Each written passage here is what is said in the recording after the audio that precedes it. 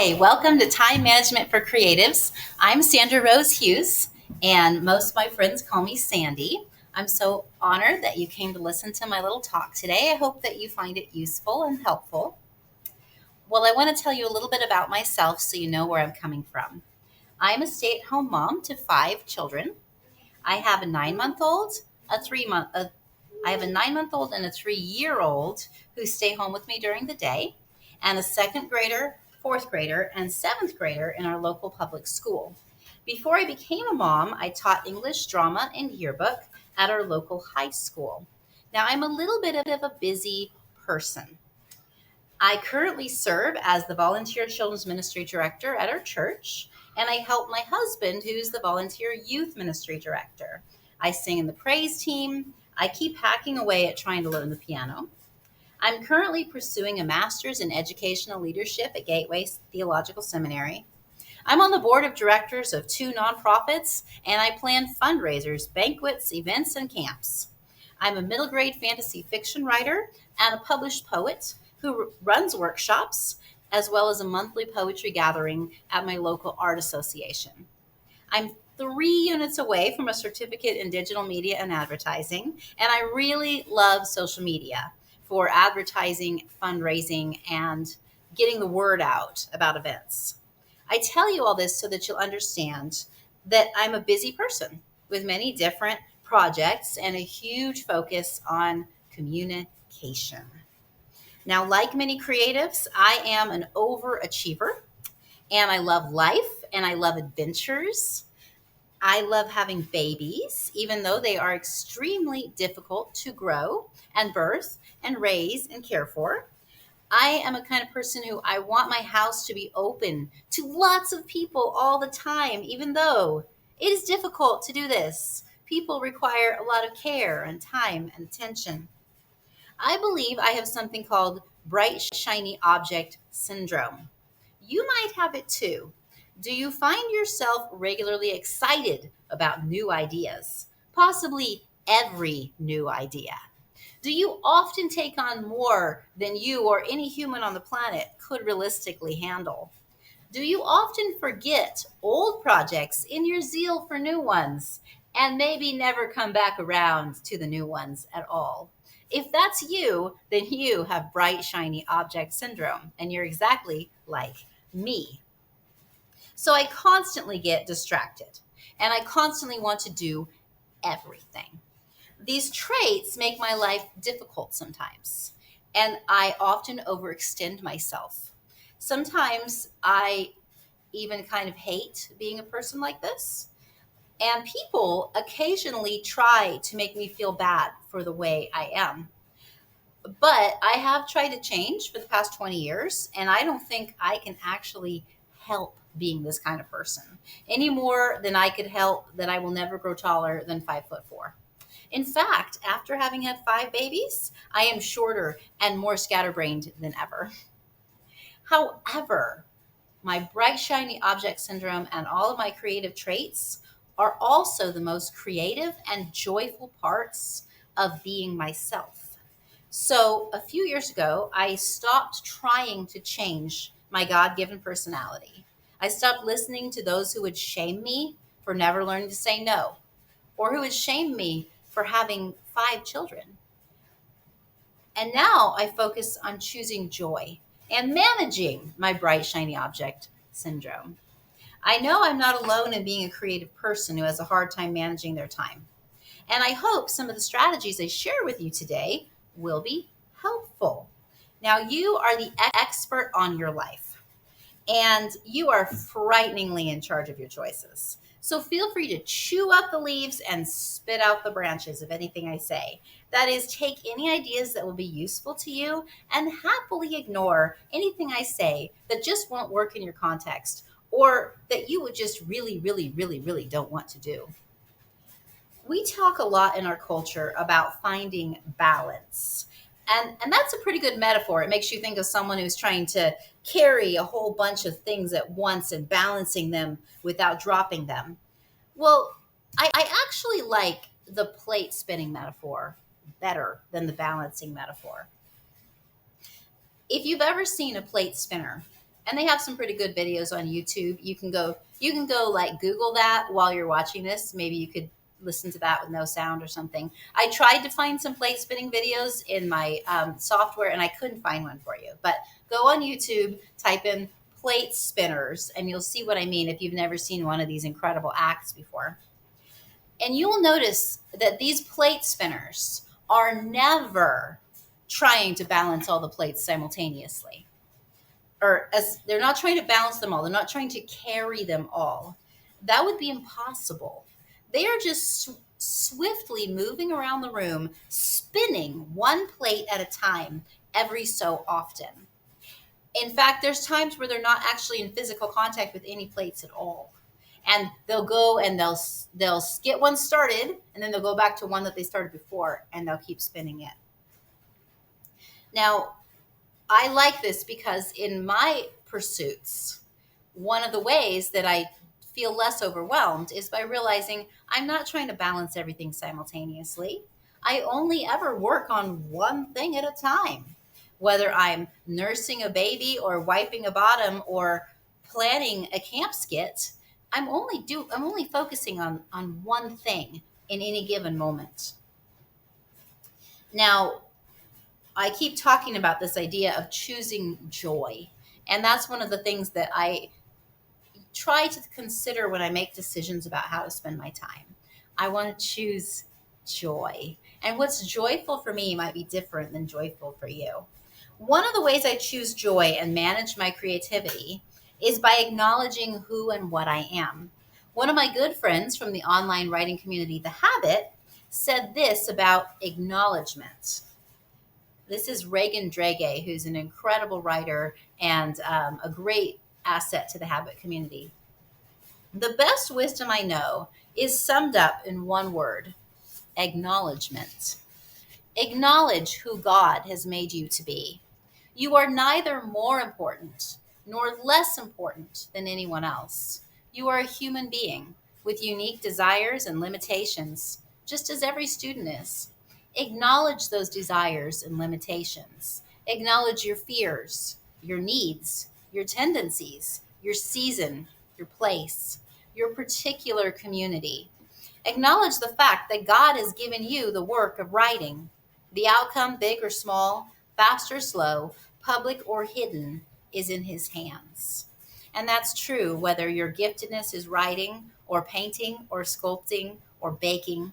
Anything that God has given you to do that you have a passion to do is a gift from Him. So to acknowledge who we are, we have to know who we are, and we have to know what we are. What is the very nature of what it means to be a human? The best place to find this out is, of course, the Word of God. This is Reagan's quote.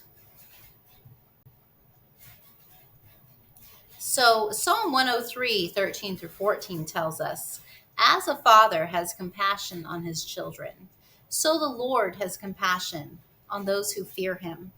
For He knows how we are formed. He remembers that we are dust."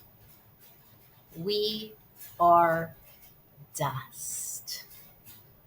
Ecclesiastes 3:11 tells us, "He has made everything beautiful in its time. He has also set eternity in the human heart. Yet no one can fathom what God has done from beginning to end." So we are dust, and that means we are limited. We can only do what dust can do. Yet we're more than dust because God made us in His own image. He shaped us. He breathed His own breath of life into us. And Ecclesiastes says He placed eternity into our hearts. So yes, we are dust, but we are eternal dust. So we can only do what dust can do. When we acknowledge what we are, we must accept our limitations. God is the one who has decided that we must eat, sleep, and go to the bathroom. He is the one who has decided that we need to do laundry and dishes. We can get away with not doing these things for a little while, but not for very long without getting sick. And everyone is different. Now, when it comes to sleep, my husband can get by happily on 6 to 7 hours a night for years at a time, is all he needs. However, I can't keep up with him. And if I try, which I have tried, I get cranky, unhappy, and sick. I need 8 hours minimum, and I'm happiest and at my best at 9 hours.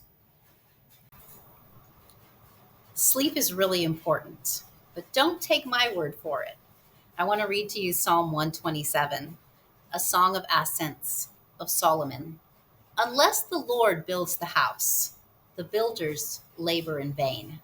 Unless the Lord watches over the city, the guards stand watch in vain.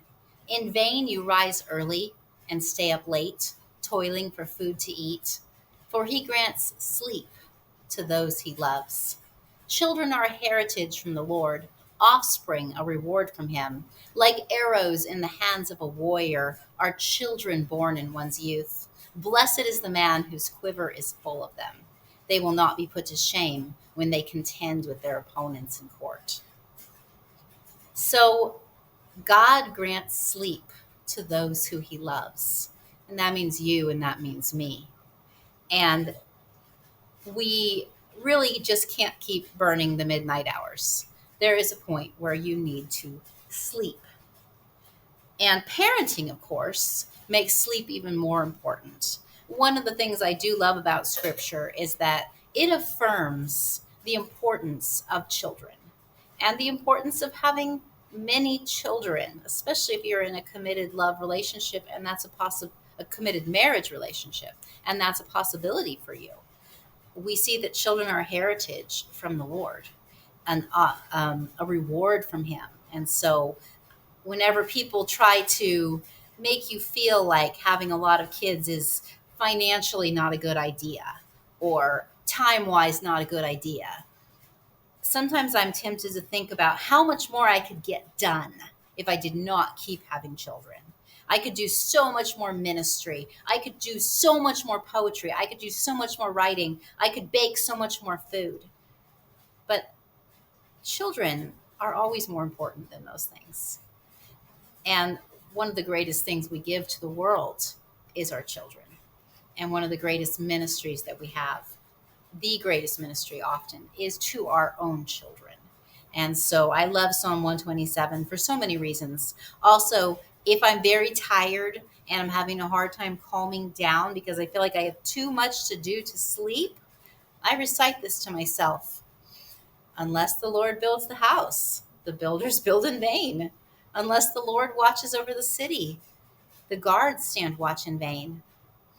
In vain you rise early and stay up late, toiling for food to eat, for he grants sleep to those he loves. So when you need to sleep, you should do it. Parenting, of course, makes sleep even more important. There is a reason people in the past have used sleep deprivation as a form of torture. It is torture to not get enough sleep in a long term. Parenting is hard enough when you are well rested. It is impossible when you are going years without enough sleep. Always choose sleep first, unless you're under some kind of deadline. If you're under a deadline, consider sleeping for a while, then getting up early if that's a possibility. Or if you occasionally have to pull an all-nighter of some kind to fulfill a project, try to not do it more than maybe once a month. And if you have small children, I wouldn't recommend trying to wake up early consistently. They will not let you. I guarantee you, they know when you start trying to wake up early. I have tried this so many times. I will think, if I got up at 5 in the morning, then I would have an extra hour to do all the things. And then by the time the children woke up, I would have the things done. And I could really focus on them and focus on some other projects. Yeah, I can tell you what happens. And if you're a parent, you're probably like, we know. The children will wake up at the same time you do. They will find out. They know. So you might as well just sleep if you can. Take lots of naps. If you can sleep train, I recommend it. If you need a great resource that's very gentle, I recommend a book by Ida Gonzalo called Team Baby, which I've done with the last two of my children, and I found it to be very helpful with getting everybody more sleep because parenting is a joy unless you're not getting sleep. And then parenting is really awful. So please, if it's within your power, choose sleep. Another part of accepting that we are dust is accepting that what we put into our body matters. You must make eating well a priority. Too much sugar or possibly caffeine can lead to pain and mental fogginess. Many studies show that chronic pain can be alleviated or at least lessened by controlling your blood sugar. This is where sleep comes back into the picture. Exhaustion will make you overeat, and chances are you'll reach for something high in carbohydrates that's not good for you.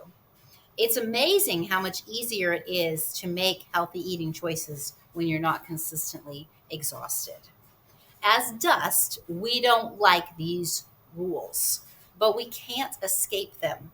There are consequences to everything we do. And this is simply the way God designed us. So if we are bucking against the rules of our own body, we are in disobedience to God. As creatives, we must manage ourselves carefully. Creatives are far more prone to depression, bipolar disorders, neurodivergences, manic depression, you name it. Chances are many of the famous writers, poets, and artists that you have studied in school struggle deeply with depression. It, our creativity is both a blessing and a curse. And creatives, I believe, have to manage ourselves more carefully than others. But just because Sylvia Plath committed suicide doesn't mean I have to be like Sylvia Plath. I can choose. We can choose. We can say, well, that's something some creatives do, but we can take that to go, I will make healthy emotional choices so that I stay in this life. Um, I do believe creatives have a harder time doing this. Part of what makes us sensitive people is that we are sensitive people and things hurt us more. We have greater empathy, we are impacted greater, and we're much more prone to depression. And a brief word about neurodivergencies.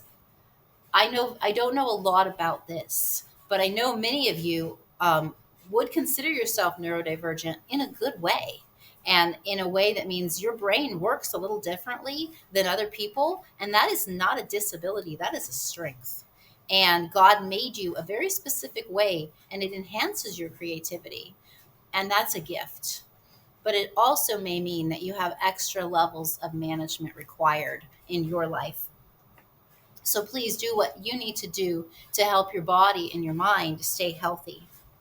Doom scrolling, chronic illness, frequent infections, addictions, overspending, hoarding, and overeating can all be symptoms of depression and exhaustion. They can be a sign that we have refused to acknowledge our dustness and we are neglecting the rules that govern our physical bodies. You know, another thing that we sometimes neglect is our spiritual life. God is the wellspring of creativity. You create because you are made in his image. It is a God-like thing you do when you create something or when you enjoy the creation of another. When you paint, when you write, you draw, you scrapbook, you garden, whatever is your favorite thing to do, you're being like God when you do that thing. When we meditate on the Word of God and spend time in prayer with Him, when we embed ourselves in His Word, it not only feeds our soul, it will improve our artwork and our quest for beauty and truth. God Himself is beauty and truth. That's one of the reasons we are so drawn to Him. He is so beautiful. And so when we know God better, then our work will reflect it. It will be more true. It will be more beautiful. And so if we want to be creatives that are reaching our full potential, we absolutely must be seeking out God and drinking in his word. So in the beginning, there were no dishes or laundry. In the beginning, Adam and Eve did not wear clothes. They also didn't cook or kill animals to eat. They gardened and walked with the Lord and cared for the earth, so we know they were not idle and certainly not bored. But they also did not have to toil. Once sin entered the world, all that changed. Adam and Eve were now ashamed of their nakedness, so God killed an animal and used its skin to make clothing for them. They now needed to wash and care for their clothing, and thus laundry was born. They now had to toil for their food and cook their meals, and thus dishes were born. And it's been that way ever since.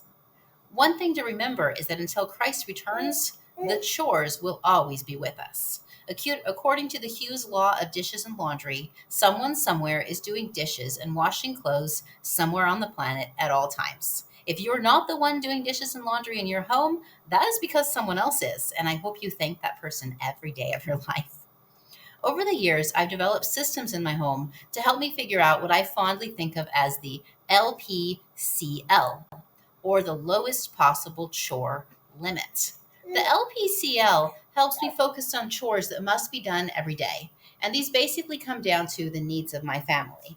Must do chores are all the dishes, all the laundry every day. Pick up the common areas, make the beds, do your prayer and Bible reading. Nearly everything else can wait. Triage your time, because what happens if your toilet isn't clean? Absolutely nothing. But on the other hand, you do have to think about the other people in your house and their needs. Happy house, happy spouse is a rule. Whatever your spouse is going to be happy with, you need to do. And so when I calculate my lowest possible chore limit, I take into consideration my husband and what he can live with as far as clutter, filth, and mess can go with. And so you can just consider those things. A great book about keeping husbands happy is called The Empowered Wife by Laura Doyle. I also recommend Love and Respect by the Eggerichs. These are great books about how wives and husbands can help keep their spouse happy. Because if your spouse isn't happy, your house will not be happy. So once you've calculated your LPCL, which could take some time, consider creating systems in your home.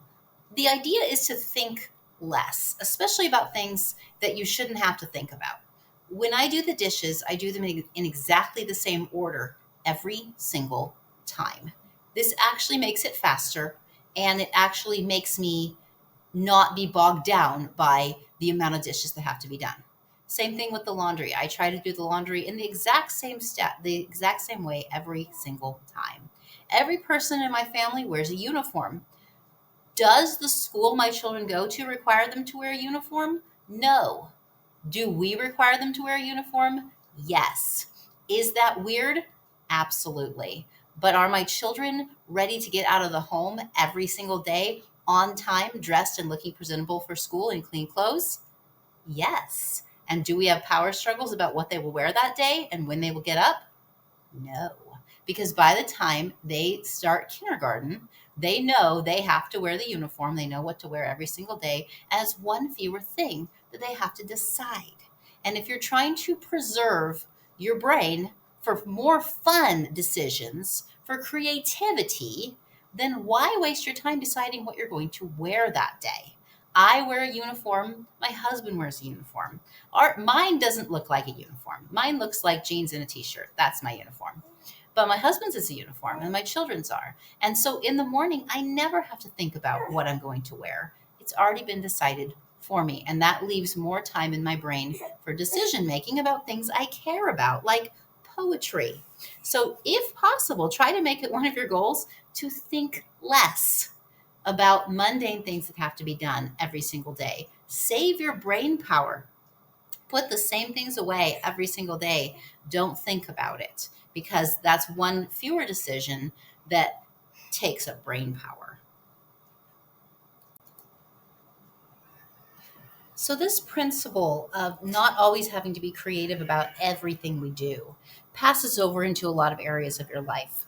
Tyler Whetstone, another friend from The Habit, had this to say about homeschooling curriculum: if you find something tried and true, stick with it. You don't necessarily need to change the way you do things year to year if you know you're getting the bases covered with your old standby. If a whole system works, you're not required to customize, personalize, or adapt from something else to prove that you can. Don't put the stress on yourself to do that. I love that Tyler said this because I think this is applicable to a lot of things in life as creatives. We are creative, right? But it doesn't mean we have to be creative with every single thing we do, because some things we care about more than others. That's where that choosing joy fits in. What will bring you the greatest joy? And what areas do we need to innovate, and what areas don't we need? Should we not innovate? And this is true in every walk of life. Tyler uses the example of homeschool. I was using the example of my daily chores as a stay at home mom. But not everyone listening to this today is a stay-at-home mom or a homeschooler. But this idea can still pass through. Whatever your tedious tasks are, whether it's the basics of a homeschool curriculum or the basics of cleaning the house or the basics of coding, don't reinvent the wheel unless you have to. Keep it simple about the things that don't matter as much to you. Well, they matter, but you don't have to be creative with them. Don't be afraid to stick with what's working and let yourself have some creativity with finding new ways. So, as you think about all the things that you want to do, remember to think like a turtle. Don't try to go fast. There's almost always tomorrow. So sometimes when I feel overwhelmed with the amount of things I want to get done in one day, I have to remember to myself, don't worry, leave some for tomorrow. You'll need something to do then too. And when we think like a turtle, we don't mind doing just a small task a little bit every day. And those kinds of tasks really add up. I mentioned at the beginning that I'm pursuing a master's degree in educational leadership from Gateway Seminary. I am not taking 12 units a semester. There's no way I could do that in my life. I'm taking 3 units a semester. That will take me 6 years to complete at that pace. And that's kind of slow. But if I think like a turtle, then that's pretty fast, actually. And one way or other, those 6 years are going to pass. And so I take one step at a time, one semester at a time, and I try to be patient with myself because I have 5 children. And one thing I've learned about children is that little people need a little world, and they need adults who are willing to slow down for them. So I have to think like a turtle because that's the pace that my children can work at. And I don't want to leave them behind. So anything I do has to be something that fits around my children. And that means we go very, very slowly. But if you do one small thing a day, it adds up. If you wrote a poem a day, at the end of a year, you'd have 365 poems. Would they all be good? No, but some of them might be. And if you hadn't written the other 364 poems, you might not have gotten that one really great poem. And every form of creativity is like that. We can do small tasks every day to work towards a larger goal. And that's the way you're going to be able to continue to be creative for years and years and years in a way that is generative and helpful to you and your family. Sometimes making more time for creativity means choosing not to have certain things in your life. Things we don't have in my family and my home. We don't have Wi-Fi. We don't have smartphones. We don't have cable TV, streaming services. We don't have secret screens. And what I mean by that is there are no televisions in children's bedrooms or my bedroom. The only screens are screens that people can be in a public area to watch. We don't have video games. We don't even have a dishwasher. What we do have is a landline phone for emergencies, and landlines are very reliable. We have a flip phone cell phone, so if we're on the road, we can make calls, and I do have text messaging on that, though it's not very good. We have a centrally located PC with hardwired internet, and we have a TV with a DVD player that we keep in a back room.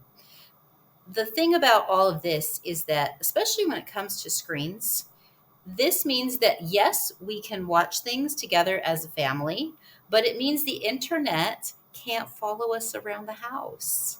It also means no one can be watching something on the internet that could be bad for them without potentially being seen by every member of the family. Um, we don't have cable television, so we don't have a cable TV bill.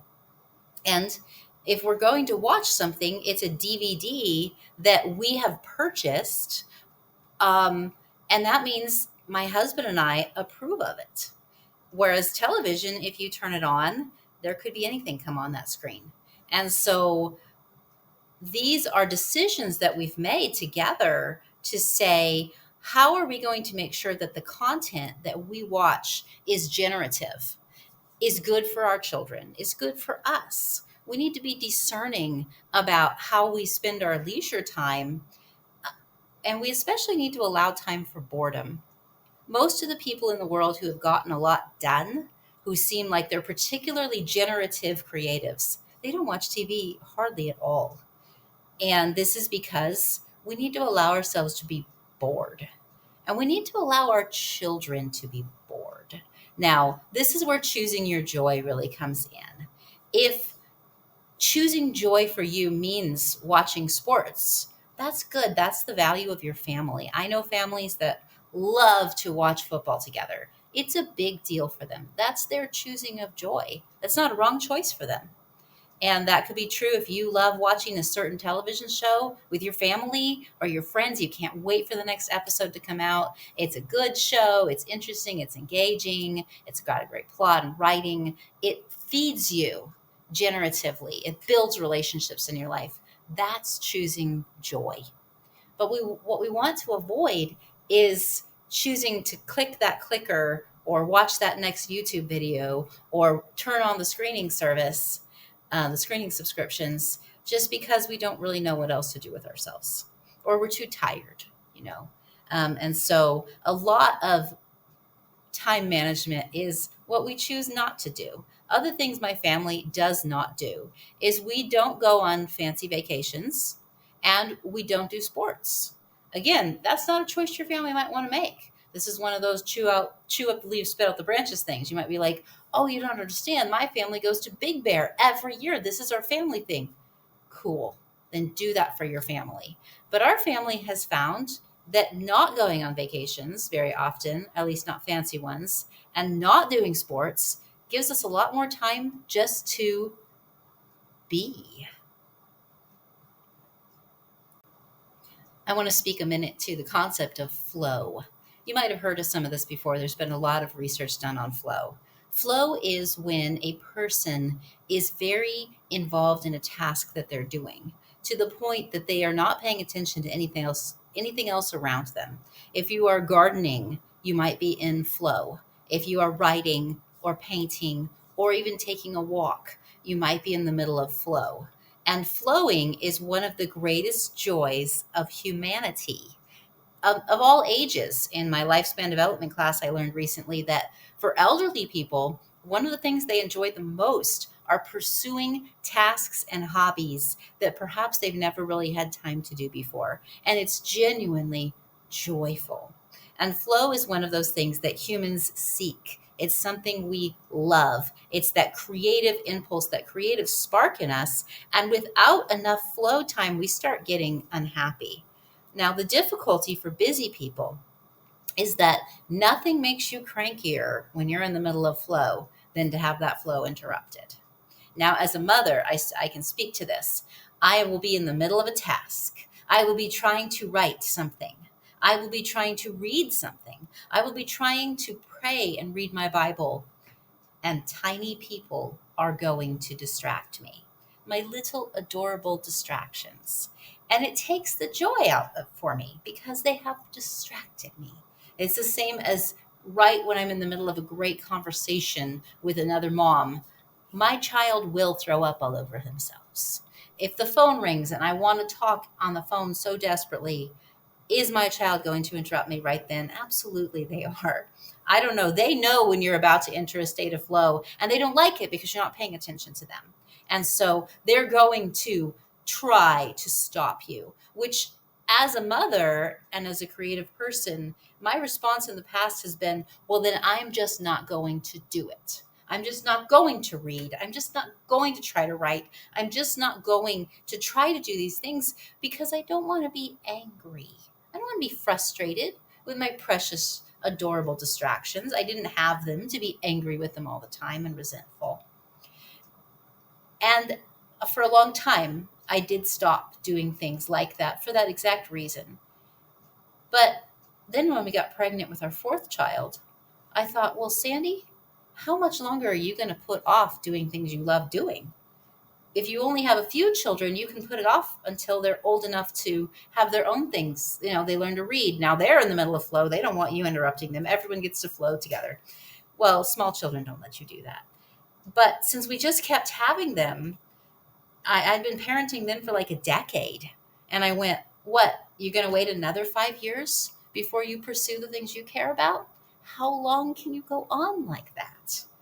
Well, not much longer than that. I had about 10 years in me of pushing that to the side. And then I said, no, we're going to find a way. Because everyone in this family has the right to pursue the things that bring them joy. And that includes me, their mother. And so then I began to think, all right, how can I choose joy even when I get interrupted and it makes me a really cranky person because my flow is interrupted? And one of the things that I've come up with is a philosophy called sticky flow. And what that means is, yes, I'm going to be interrupted. Yes, that will decrease my enjoyment of the activity, but I'm not going to not return to it. I will have to stop. I will have to deal with the vomiting toddler. I will have to deal with the diaper. I will have to meet the needs. But once I've met the need, once I've gotten the child redirected to an activity, at least for a few moments, I go right back. I'm sticky. Okay. This is how I pray and read my Bible. I'm praying. I'm journaling. I'm reading my Bible. My toddler comes up and needs something. I got about 15 minutes, right? I meet their need. I redirect them. I come right back to it. It's sticky. And this is not very enjoyable in some ways, but it is the only way to pursue some of the things that I need and that bring me joy. Now, in my habit group, people had other great suggestions about this. Some of the people whose children don't go to public school, they're homeschooled, they discussed creating times where your school-aged children are creating along with you. So a writing time. This is your writing hour.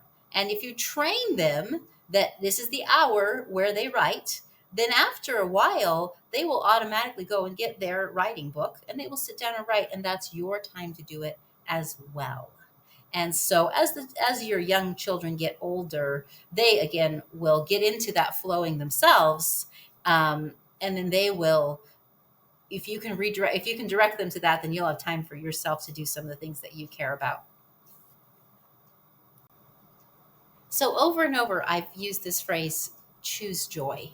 Many of the choices I've made in my life have been difficult. We've chosen to do things in a more difficult way than many of my friends and family.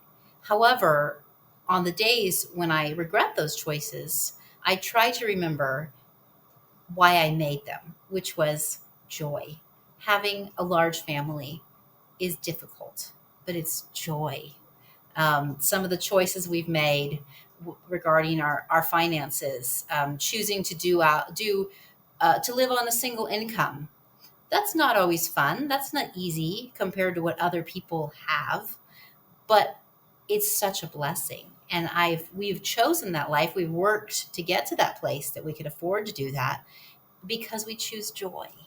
And so so many of the things I pursue, it's because it's what brings me joy. That's why I married the man I married. That's why I live the place I live, is because I choose joy. And that's going to be different for everyone. But ultimately, when you think about how to spend the 24 hours a day that God gives you, and it's really not your time, it's really God's time. You can take no credit for it, but He gives it to you. He gives it to us for some reason, as long as we're on this planet. And we all get an equal amount of it every day, regardless of income and socioeconomics. We all get 24 hours if you're still alive. So, managing it, we have to consider what will give me the maximum joy. And one question I try to ask myself is, what would it break my heart if I never got to do? I have things upon things I want to do. I want to make all our own food. I want to bake the bread. I want to keep my sourdough alive. I like making kefir. I was making kombucha last year. I have gardening plans. I would love to quilt. All my pottery wheel sits out there calling to me. I used to do lap swimming. I'd love to swim again. I want to run. I want to hike. I have a long list of maybes. And yet I cannot do all of those things. I could maybe do a few of them well, or try to do all of them and do them all badly. Or I can choose one or two to focus on that I can do very, very well. And for me, as much as I like pottery, and as much as I like baking, and as much as I like gardening, and some of those things are enhancements to my whole family, so I do them to some extent, they are not my greatest joy. For me, writing is my greatest joy. And it's a calling in my life, and pursuing education. Those things matter to me. Those things bring me more joy. And so if I can only choose a few things, I choose to write, and I choose to serve at my church. Um, I'm okay if I never do pottery again. I'm okay if I never learn to quilt. I'm okay if I don't bake all our own food. I'm okay with that. But there are certain things that if I never got to do them, it would break my heart. And so I have to focus on those things. If we never had children, that would have been terribly sad for me. And so there's certain things that are joy, and then other things that are maybes. And that is a management technique I really appreciate, and that is the maybe list. Because remember my bright shiny object syndrome, where I want to do everything that comes across my path, and I want to register and sign up and apply for it right now before I forget. Right, this is why we do this, because we're afraid we're going to forget. And so to deal with that, I have a maybe list. And on that list, I've written down every dream of a poetry anthology I've ever had. I've written down every idea for a novel I ever wanted to write, every master's degree I ever wanted to take, every program, every hobby, every habit, everything I want to do that maybe someday I will do. And once I write it down, I know that it's there. I didn't forget about it.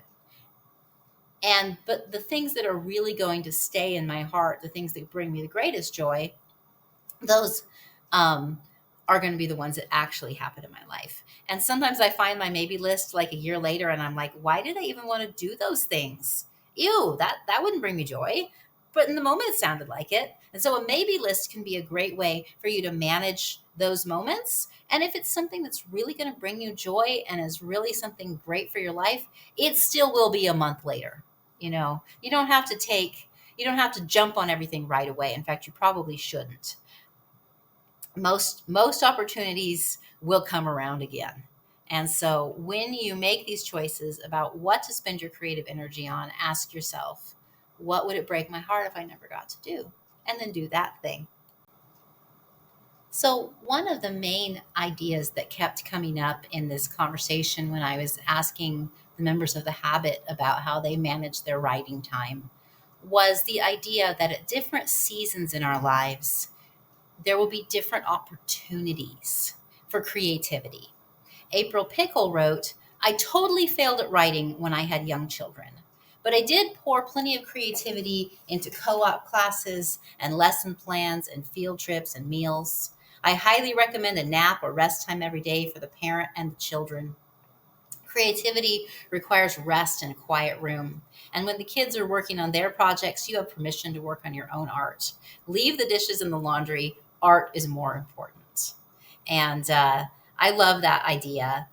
And there are seasons. There are seasons. I remember my college seasons. I studied at Oxford. I went to as many different European countries as my very small amount of money would allow me to. I came home sick and exhausted after a semester abroad, and I was so happy. And it was a wonderfully generative time in my life, but it was only for a time. And then I was ready. I was ready to get married and have a job and begin this journey that is adulthood. And then I had 7 years of we built our house and we were a couple, a married couple, working together to get out of debt and build this future for our future children. And that was a great season. And I wrote things during that season I couldn't have written in any other season. And now we've had children, and the past 12 years has radically changed our lives. And there's different creativity available in this season too. There's different forms of media. My kids bring home all the young adult novels. My kids bring home all the graphic novels. They bring home everything from the stupidest young adult fiction out there to really brilliant stuff. And I steal their books. And since I breastfeed my baby, I spend a lot of time sitting. And most of that time, I am sitting reading for myself, for my seminary classes, or something my children have brought home. And so it's an opportunity. When I'm not currently breastfeeding a baby, I don't read at all. There's no time, but the baby forces me to sit down and read. My some of my books I wrote 10 years ago that it's taken me this long to get them revised 10 times, but I was able to do them in different seasons. And so every season of your life, there will be new creative opportunities. And then there will be some doors that are shut, but usually just for a while. Many of the men and women I know that are in their 50s and 60s, whose children are high school age or older, they're in a very generative period of time because they don't have to establish their families anymore, usually. They are already established financially. Their children are nearly self sufficient. And that's a great season to be in. So I look forward to that. Different opportunities will happen during those seasons.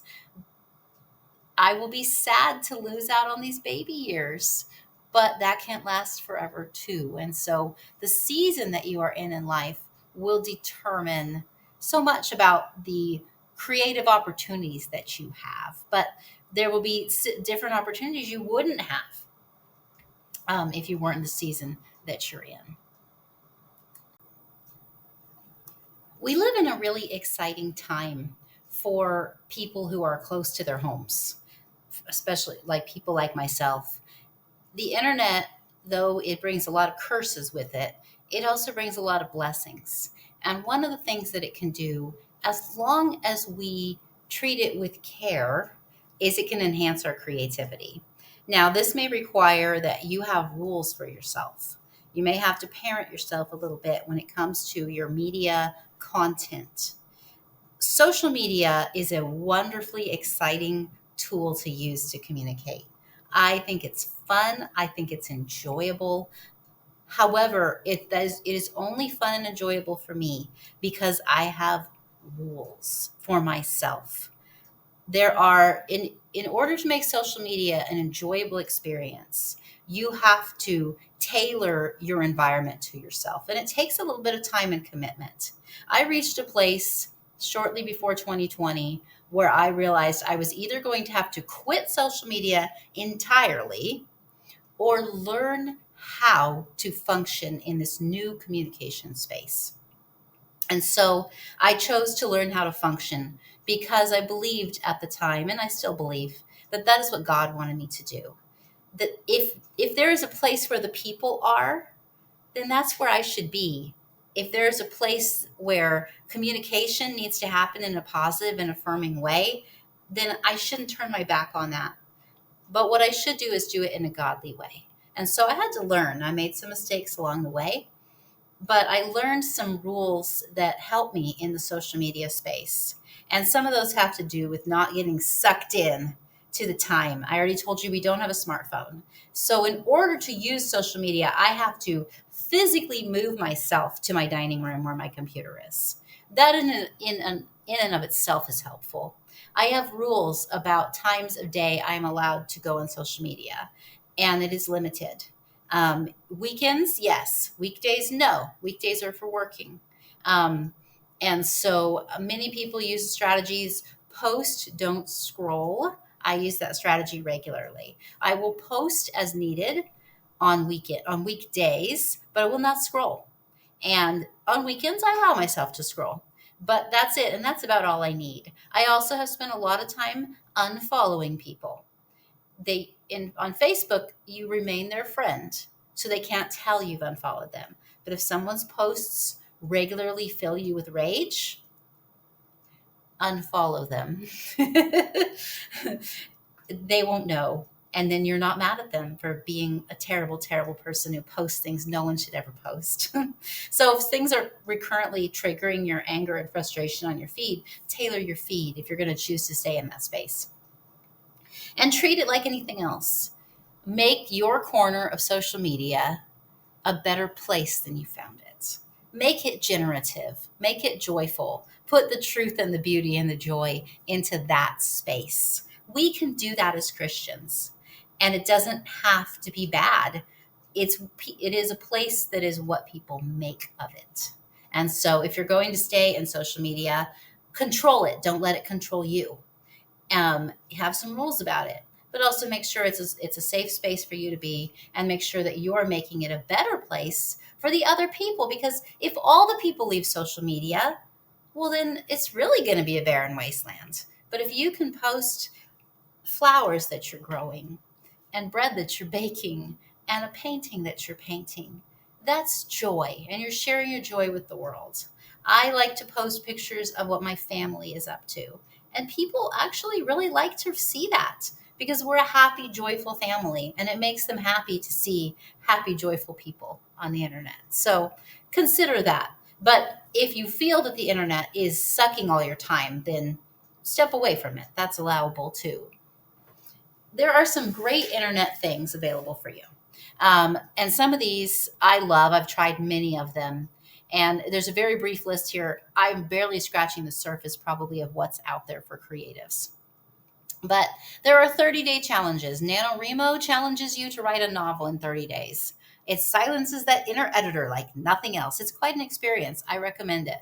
Inktober has you do a sketch every day for the month of October. I am terrible at sketching, but I did Inktober last year. And you know what? It was generative. My sketches were not good, but that was kind of fun too. No, I'm not sure even how to say this one. Novpopad lets you do one poem a day in November. Virtual writing rooms. We have one at the Habit where everybody meets together for an hour and we all write. Man, you sit in a Zoom room, you write, they write, everybody writes. We all get a lot more work done, even though we're spread out across the planet. Daily habit trackers are really fun. Habits that you track you're more likely to do them. There's a great book out called Atomic Habits that I highly recommend if you're a person who likes habits. Really great strategies for helping you to do the things that you really want to do, but maybe don't have the personal discipline or the willpower to do. Eisenhower matrices. An Eisenhower matrix will help you to decide what needs to be done and when. It's a great tool. Gantt charts, also a great tool for doing a flow of when tasks need to get done. Those are really cool. Personal contracts. I have a lengthy personal contract that helps me make sure that I eat healthy. It helps me make sure that I do my prayer and Bible reading, and it helps me make sure that I don't spend too much time on social media. And there's penalties in my contract. If I break the rules, my kids get money from me. So they want me to break the rules. But it just gives me some accountability. And for me, that works. So I have rules that I follow because in adulthood, nobody parents you. No one will tell you when to go to bed. No one will tell you to stop getting off of social media. No one. It's like no one even cares. So you have to parent yourself, or you'll be like, a teenager that stays up all night all the time is sick and grumpy. Um, so there's a lot of online creative communities. There's daily check-ins on the Habit. I run a daily check-in thread where everybody writes what they worked on that day. What did you write that day? What did you read that day? What are you creatively pursuing today?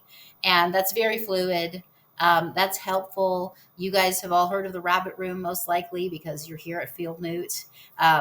Online creative communities.